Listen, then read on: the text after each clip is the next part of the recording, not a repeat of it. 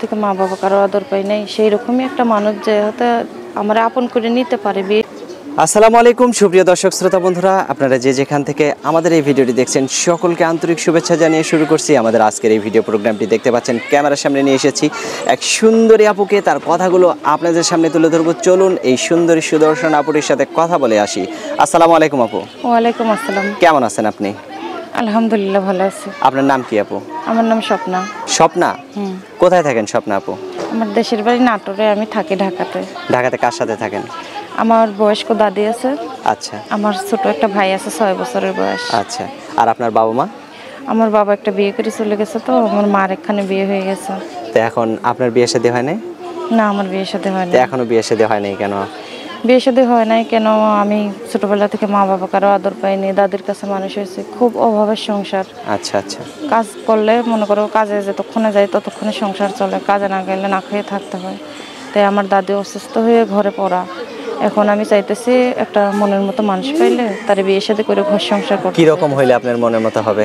সে যদি বিবাহিত হয় আমার কোনো সমস্যা নেই, আমি তারে আলহামদুলিল্লাহ গ্রহণ করিলাম। আপনি একটা অবিবাহিত মেয়ে একটা বিবাহিত ছেলের কাছে বিয়ে বসবেন?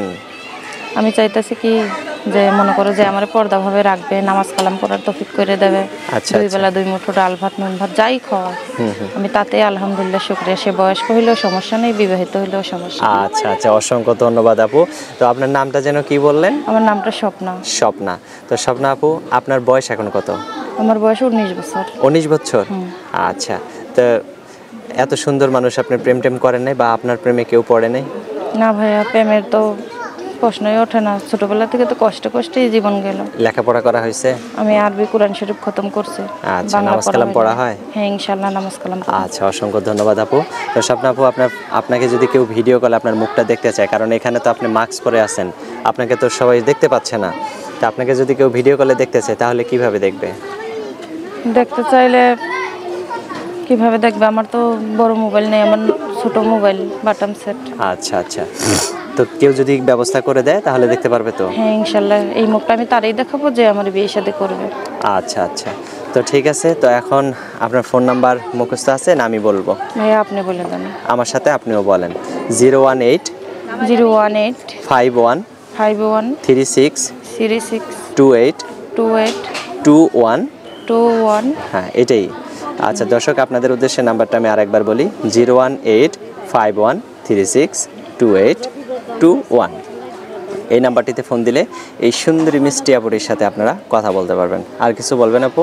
আমার কাছে একটাই চাওয়া দর্শকদের কাছে, আর যে এইসব ভাইয়ার আমার কাছে ফোন দেবে, মনে করো আমি তো ছোটবেলা থেকে মা বাবা কারো আদর পাই নাই, সেই রকমই একটা মানুষ যে হয়তো আমরা আপন করে নিতে পারে, বিয়ে শাদী করে, আমি সেই রকম মানুষের কাছে বিয়ে শাদী বসতে চাই। আচ্ছা আমি ঠিক আছে। দুঃখের মানুষ, আমি চাই একটু সুখ, আর কিচ্ছু না। ঠিক আছে স্বপ্না আপু, ভালো থাকবেন। প্রিয় দর্শক, আপনারা ভালো থাকবেন। আজ এই পর্যন্তই। আসসালামু আলাইকুম।